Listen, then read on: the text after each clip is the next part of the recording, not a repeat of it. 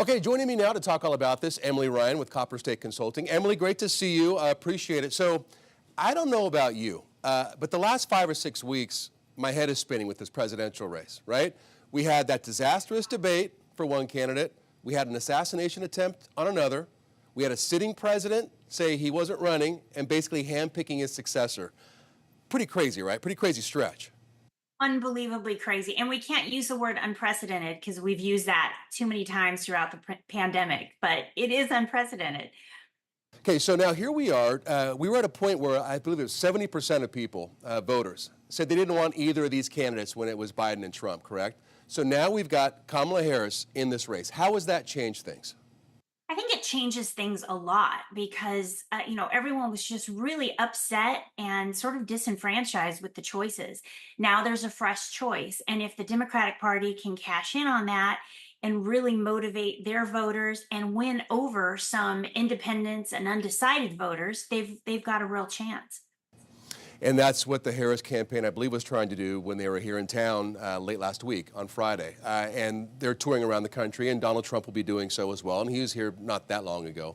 What do these appearances in battleground states actually do for these candidates? Do they make an impact?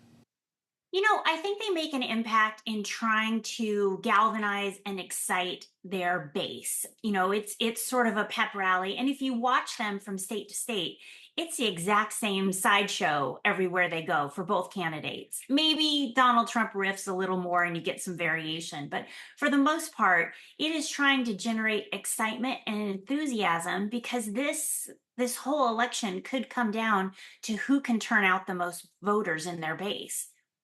Yeah, and so maybe they're trying to get the people who are volunteering for them excited. Because I was sitting there I watched both of those campaigns go out, and it seems like they're preaching to the choir. Like they've got their people in the audience. It's not like a bunch of independents there in the arena. Well said. This is not about winning over new people. This is about getting people excited, Democratic voters or Republican voters excited about their candidate, excited enough to leave the House and vote, which was a real danger. We just had a primary in Arizona with a very low turnout. At And I 30%. yeah, I think that was the real worry is that just a handful of extreme voters on one side or the other would decide the whole election. So both campaigns have these big events just to try to get their people to turn out.